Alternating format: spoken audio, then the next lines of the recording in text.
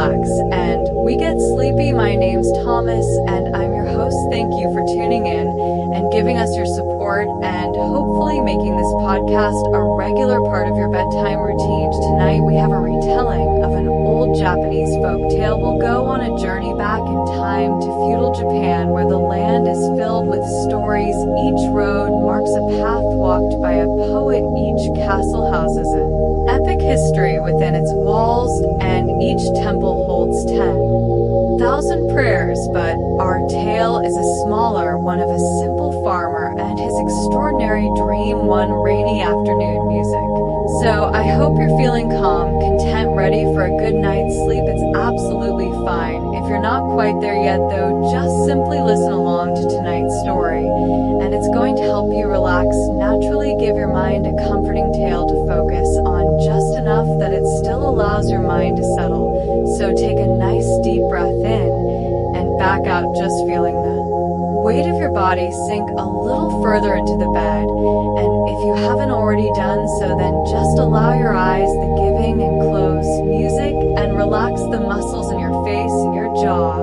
And as you just watch the darkness behind your eyelids, I'd like you to picture a butterfly. Music. See the outline of its delicate wings as they slowly beat up and down. Notice how bright its colors are and how softly it moves through the air behind it. A tree rises up from the verdant ground. Watch as the butterfly carries itself higher and higher, fluttering around the trunk. Music. The sky is overcast and gray. Music. Deep within a cloud, a single raindrop forms. Music. It grows heavier and heavier until it falls and lands on a dark green leaf. Soon it's joined by thousands of other raindrops. Listen as they patter against the branches and the ground. Music. The butterfly seeks refuge in a hole in the tree. It lands on the gnarled old bark and stills its wings as it comes to rest. Music. Beyond its safe haven, large fields spread out around a little country village. A damp, earthy smell lets the air as the cleansing rain falls upon this farmland. Music. And this is where our story begins. Music. Music. Music. Akinosuke was a simple farmer who worked hard in the fields outside his village. In Japan, one afternoon, a rain shower drove him and the other farmers to abandon their work for a few hours. Laughing, they ran beneath the wide boughs of a giant cedar tree in search of shelter. Once they were safe and dry, Akinosuke and the others decided to make the most of the situation and take an early lunch. As raindrops patted gently on the canopy above their heads, they ate and drank and allowed themselves to fall into the kind of drifting small talk that comes so easily for old friends. While Akinosuke was enjoying his food, a small butterfly fluttered in from the rain and landed on his knee. He was about to swat it away, but an old farmer stopped him. Music. The butterfly is a symbol of the human soul, the old farmer explained. When people sleep, their souls travel the world as butterflies, creating dreams. Music. It was a curious suggestion. Akinosuke thought. He wasn't sure he believed it, but he left the butterfly alone. A few minutes later, he looked back down and saw it had already flown away. Music. Soon Akinosuke's stomach was full of warm soup and sticky rice, and he was feeling very content. Leaning his head against the trunk of the giant cedar, he felt his mind began to drift, carried along by the soft murmur of the friendly conversation nearby. Music. In no time at all, he was fast asleep. Music. After a short while, he found himself coming back to wakefulness. He thought about how nice it was to sleep beneath a tree and awaken to the fresh scent of cedar wafting in the breeze. But as Akinosuke lay against the soft bark, he realized something was different. He could no longer hear his friends talking and laughing. He opened his eyes and found he was now sitting alone among the thick roots of the massive cedar. There was no one else nearby. The only sound was the dripping of rain falling afar. When leaf to leaf, Akinosuke assumed his friends had merely returned to work, leaving him to wake up from his nap in his own time. But he couldn't see them anywhere. The rain was now accompanied by a light fog that made it hard to see far into the distance. Music. With every moment that passed, the fog seemed to be growing thicker. Music. Akinosuke appeared into it from the place where the fog was most dense. He could just make out some human figures walking towards him. It appeared to be a large group. As they drew closer, it became clear that these were not his friends from earlier in the day, for farmers had never worn such luxurious silks or used golden hairpins or walked on such ornately designed sandals. It did not take much guessing for Akinosuke to realize that he was in the presence of a royal procession. He scrambled to his feet and bent at the waist in a deep bow. The leader of the royal procession was an older man with twinkling eyes. He approached and told Akinosuke to rise. The bow was not necessary, the old man said, for they had been sent by the queen of the realm to find him. They had come to ask for his help in a matter of utmost importance. Akinosuke straightened himself upright and took in the full majesty of the group. Music. Each person wore robes of red and gold silk that rustled gently in the light breeze. Each had hair that was raven black and done up in a variety of intricate styles. Music. The air around them was scented with the finest perfumes Akinosuke had ever smelled. With every breath, his nose was filled with the complex aroma. He could make out spices like cinnamon cloves and cardamom, sweet flowers like hibiscus, lilac, and jasmine, and citrus fruits like orange and pomegranate. It almost seemed as if the heavenly aroma followed the procession like a cloud, alerting everyone around to the presence of royalty.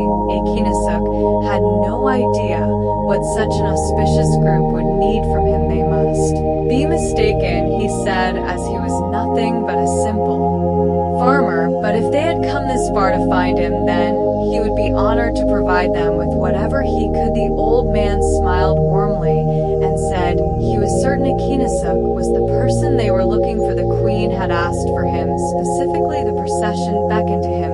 Akinosuke was surprised by this, but he found the group impossible to resist, as they were so certain they'd found the right person, and so he joined them before leaving. They gave him a moment of privacy so he could dress in the blue and silver robes that they'd brought for him. They were their traditional outfit for a guest of the queen. After donning the clothes, Akinosuke admitted to himself that if the procession was in fact mistaken, the person they'd confused him with must be very similar. After all, the clothes fit perfectly, as if they'd be made just for him.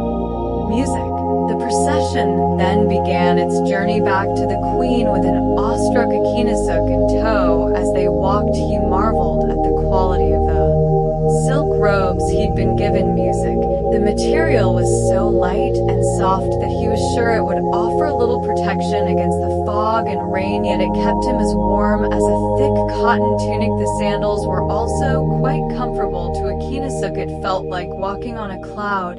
He must have been distracted by all of the luxuries surrounding him, because before he knew it, he and the royal procession was standing in front of a massive palace. Guards in red and gold armor opened the gates, and they walked inside. The queen's chambers were filled with beautiful treasures unlike anything Akinosuke could ever have imagined. Wall tapestries of the softest fabric hung around the room, illuminating important moments in the kingdom's history. Music. Every inch of the floor was covered in fluffy rugs or furs or gorgeous bamboo mats of the highest quality. Above his head, the ceiling of the chamber was dotted with delicate glass windows. Akinosuke imagined laying on his back on one of the rugs at dusk, watching as the stars began to shine through the windows. One by one, the queen wore robes of the purest, most beautiful, cream-colored fabric Akinosuke had ever seen. His own silks shone as they reflected the light from lanterns hung around the chamber, but the queen's robes seemed to emit a light all of their own. They they were embroidered with crimson threads illustrating a clutch of small round lychee fruits. The luscious designs were so true to life that Akinosuke found his mouth watering at the sight of them. Then the queen began to speak. Her voice was soft, but it carried the weight of her authority, even though she barely spoke. About a whisper, the people in the silent chamber could hear her every word. She explained that they had been watching Akinosuke for some time and found his farming skills beyond reproach. He was exactly the sort of person she needed to help revitalize a particular part of her domain, a small island with rich soil and hardworking citizens that had fallen on hard times. The queen said the entire realm would be grateful if Akinosuke could take over as governor, not knowing what else to do. He accepted the offer graciously. Music. The queen smiled. She had made the right choice. Akinosuke spent the next few days at the palace preparing for his journey to the island, which was situated in the middle of a wide river. He was still shocked by his good fortune, but there was so much work to do, he barely had a moment to think about it. Music. Finally, it was time to leave. Music was accompanied to the island by several advisors. They traveled across what felt like all of Japan, over hills and green fields, through great cities and small villages. The final leg of their journey involved crossing the wide river, which they did aboard a beautiful wooden ship with billowing sails, the same creamy white as the queen's robes. Music. On board the ship, Akinosuke allowed his mind to rest. He stood at the bow and closed his eyes. He felt the soft warmth of the sun on the backs of his hands. The fresh air flowed through his hair, making the loose strands dance lightly across his face. Music. Birds called to each other over the gentle lapping of the current against the ship. The serene rocking made Akinosuke think of his hammock back home and the way it would swing in the warm summer breeze. Music. Soon the island came into view, and the boat maneuvered toward the dock. As soon as Akinosuke stepped onto the land, he knew the queen had been telling the truth about the fertile soil. The earth beneath his feet was springy and moist. Tall, lush grasses covered every square inch of the island, and beautiful trees towered over the territory, providing cool shade from the sun. Music. The advisors led him to the governor's estate, where he would live and work during his stay. As they walked toward the house, the advisors apologized for how small it must seem compared to the queen's palace. Music. But Akinosuke, who had never lived anywhere larger than his family home on the farm, couldn't believe his eyes. The estate was smaller than the queen's, it was true, but it featured many rooms filled with luxurious comforts like overstuffed chairs, soft rugs, and a large feather bed. Music. Akinosuke knew he would be very happy here, and he was right. At first, he was a little overwhelmed by his responsibilities, but over the course of his first year on the island, he was able to learn about the people and their lives. Music. Together they collaborated to produce the first great harvest in over a decade. Music.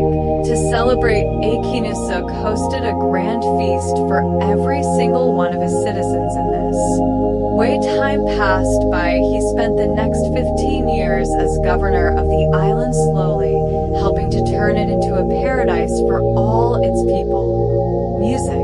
The woods which grew wild were tamed and carefully pruned into orchards that produced the sweetest plums, cherries, and pears in all of Japan. The farms, once neglected, now made more rice and grain annually than the island could consume in a decade. Akinosuke made sure to send the extra food back across the river, so the bounty could be shared with the entire kingdom. As governor, Akinosuke was beloved by the citizens of the island. He settled disputes with care and good humor. He planned wonderful feasts for births, marriages, and other happy occasions, and he even found time to work in the fields doing the thing.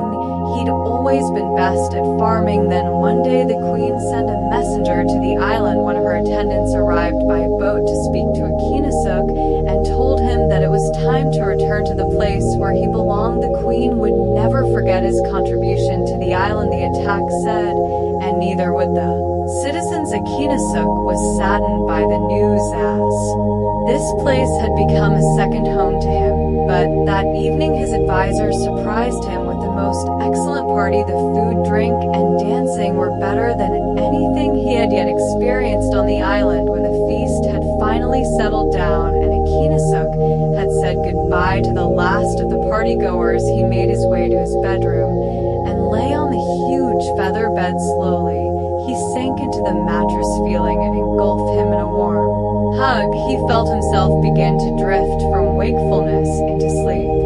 But before he did took one last look up at the ceiling. Foreign first arrived on the island, he'd had one important renovation made in his bed chambers, the addition of small delicate windows on the ceiling, so he could watch the stars come out one by one. Looking up at them now, he saw them twinkle in the sky above, and within a few minutes Akinosuke was asleep. The next morning the queen's attendant led him to the dock where the boat sat silently on the water, ready to carry them back to the mainland.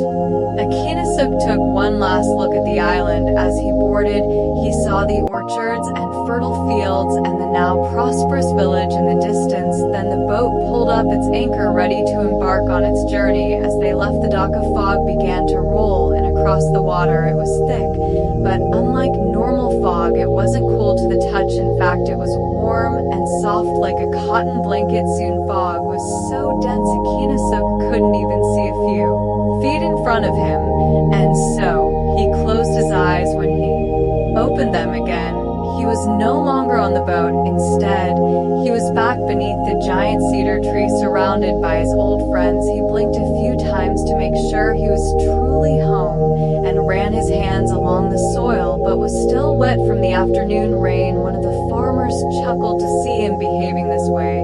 He asked if Akinosuke had enjoyed his nap, slowly asked him how long he had been asleep. The farmer looked at him strangely, said it had only been about 10 minutes. Akinosuke then told the other farmers what had happened to him, the royal procession, the queen's chambers, the island, all of it. The other men listened carefully to his tale. Foreign, he asked them what it could have meant. The other farmers weren't sure and began to discuss it amongst themselves, but before they could get too far, a voice interrupted them. It was the old farmer again, the one who had told him about the butterfly on his knee. His voice was as soft as the sound of the wind moving through the grass. He said that he'd watched Akinosuke drowsing against the tree. At the very moment he fell asleep, a small yellow butterfly had flown from Akinosuke's tunic right above his heart. The other men nodded at this. They'd seen the butterfly too, but hadn't noticed where it had come from. The old farmer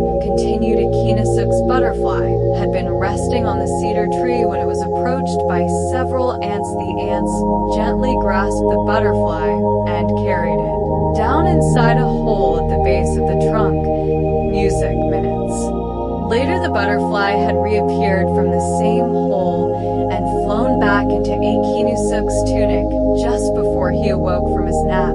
Perhaps that would explain the dream he had shared with them about the procession that had brought him to the queen's estate and then to the island. Akinosuke and the other farmers agreed, but there was one way to find out together. They gently pulled back some of the dirt from the base of the cedar tree, where they found a small ant colony. One part of the colony looked very familiar to Akinosuke. It was a patch of earth covered in bright green moss. The rain had created a small stream, surrounded the patch, giving it the appearance of an island. In that small stream, a tiny boat made from twigs and bark was floating in the current. Together the farmers gently replaced the earth so as not to disturb the ants any further. By this time the rain had stopped falling, and after a little more conversation the farmers returned to their fields.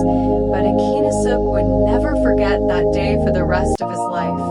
he would think fondly of his time as the governor of the island, and each day as he plowed and sowed and reaped from his fields, he would feel the warmth on his back and remember his silk robes. Each bite of fruit would be just a little sweeter as he recalled the harvest feasts, and every breeze would carry the faint smell of the vast river that surrounded his island home. Music. And it goes without saying that before Akinosuke left the cedar tree after his nap that day, he sat one half of his unfinished lunch at its trunk near the entrance to the ant colony, one final gift to his hosts and friends for a wonderful adventure, and dream thank you.